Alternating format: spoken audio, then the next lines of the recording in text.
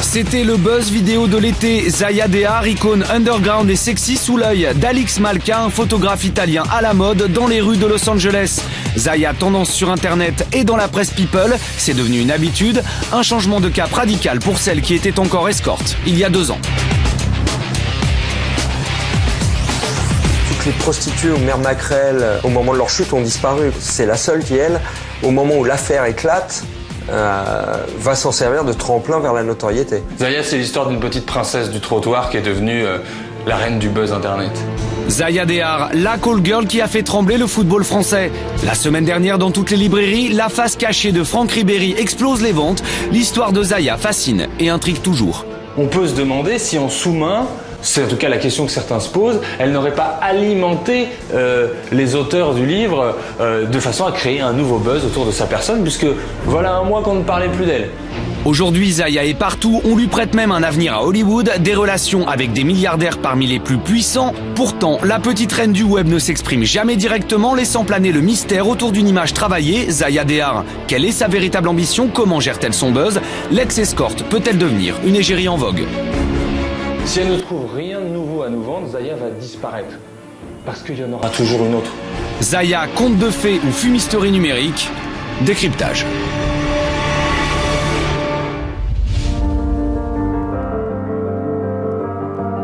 L'enquête, confiée à un juge d'instruction parisien, visait des faits de proxénétisme sur mineurs dans une boîte de nuit de la capitale.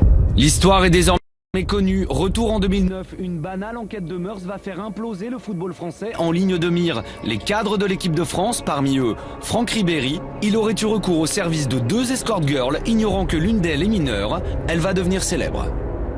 Pour l'anniversaire de Franck Ribéry, en 2009, un intermédiaire organise pour lui un week-end party fine avec 2 jeunes filles, dont une certaine Chaznia et Zaya. 2 ans plus tard, l'affaire Zaya captive toujours. Dans La face cachée de Franck Ribéry, des révélations, les procès-verbaux de Zaya, exhumés par les auteurs, révèlent des détails de l'affaire qui confinent au sordide. La rumeur la plus étonnante qui est reprise par ce livre, c'est la présence du beau-frère de Franck Ribéry, le frère de Wahiba, son épouse, qui aurait, selon certaines sources, été présent lors des parties fines avec Zaya et Chaznia. Sur les orgies qui ont lieu pendant le week-end à Munich, Franck Ribéry, mais aussi son beau-frère, sont mis en examen, ce qui est bien la preuve que la justice estime qu'il y a des charges suffisantes et concordantes pour leur reprocher tous les deux d'avoir eu des relations sexuelles au même moment avec Zaya Dehar. La star du foot et la prostituée mineure, une histoire qui choque. Une question se pose alors, Zaya est-elle victime de sa condition? Rebondissement rapide, la jeune fille tire profit de la situation et offre ses révélations à un grand hebdomadaire contre la somme record de 50 000 €. La surprise est énorme, non seulement elle défend ses clients présumés, mais elle se décrit aussi comme une femme libre et épanouie.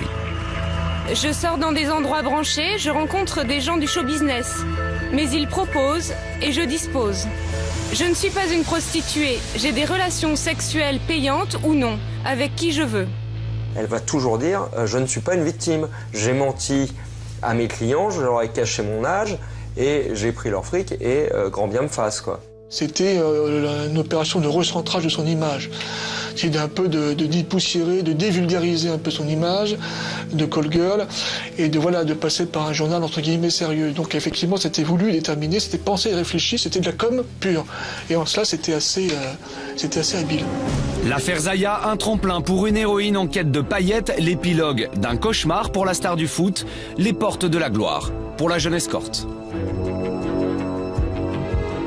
La répercussion pour l'image de Franck Ribéry, bien sûr, et bien évidemment, est désastreuse. Plus Ribéry s'enfonce, plus Zaya éclate à la lumière.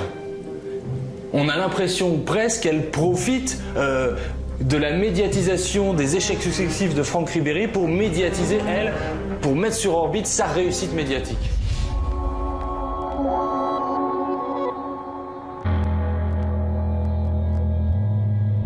Alice, assise auprès de sa sœur sur le gazon, commencer à s'ennuyer, de rester là, à ne rien faire. Zaya qui décline Alice au pays des merveilles, première réapparition de la sulfureuse après L'Affaire. Un rôle étonnant, une vidéo de promotion pour le Salon du Livre 2010. À quoi sert un livre sans images? Voir Zaya réciter un auteur comme Lewis Carroll au Salon du Livre, c'est à la fois inattendu, c'est un petit peu de la provoque, et puis c'est aussi de la com. Ça fait partie aussi de la com des gens, des people d'aujourd'hui, d'être là où on ne les attend pas. Ça fait partie dans les écoles de com, on doit dire ça aux gens, soyez aussi là où on ne vous attend pas. Imprévisible, c'est via le web que la bimbo s'exprime, une communication minimaliste. Plutôt que de choisir la télé ou la presse à sensation, Zaya se façonne une image décalée sur Internet et distille ses secrets. Zaya est devenue la maîtresse de la communication indirecte. Elle préfère maîtriser elle-même les informations qu'elle lâche. C'est de temps en temps l'annonce qu'elle va peut-être jouer dans tel ou tel film. Elle vient de mettre la photo de son petit chien sur Twitter. Peut-être même fait-elle elle-même lancer des rumeurs la concernant. Tout ça est maîtrisé par une petite cellule de gens qui l'entourent. Et là où la Zaya en question est très intelligente, c'est qu'elle a compris que plus on gérait son image dans la rareté, et plus ça fonctionnait. Et finalement, elle est presque devenue elle seule une icône et une marque, ce qui est assez rare aujourd'hui. Le business Zaya, un commerce du vide que la nouvelle star compte bien combler. Depuis un an, son site est alimenté d'informations sur une hypothétique création de lignes de lingerie et par des collaborations de prestige. Zaya serait en passe d'exister par elle-même, de transformer l'essai. On sent qu'elle a un peu la charnière de deux vies, la jointure de deux existences. Il y a son passé de call girl et puis la suite. Mais la suite, pour l'instant, c'est assez nébuleux. Donc le problème, c'est qu'elle se réinvente un personnage.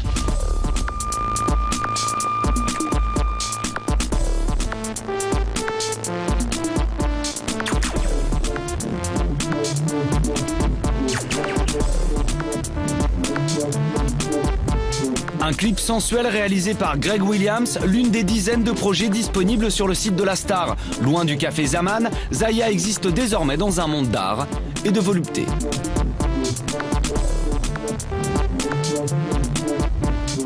Ces choses sont très très bien faites, c'est-à-dire que c'est pas cheap, c'est pas... On croirait voir des fois des clips, on se dit qu'il y a les moyens d'un clip de Madonna ou de Justin Timberlake. C'est très très bien foutu, c'est très glamour. On a vu des gens comme Lagerfeld et d'autres penser un peu sur elle. Est-ce que c'est suffisant pour bâtir quelque chose? Moi, ça me paraît quand même très hasardeux. Où s'arrêtera Zaya, photographiée par des artistes, parrainée par Lagerfeld? Si sa ligne de lingerie n'a toujours pas envahi les enseignes, côté buzz en revanche, la bimbo tendance ne cesse de lancer les rumeurs les plus folles.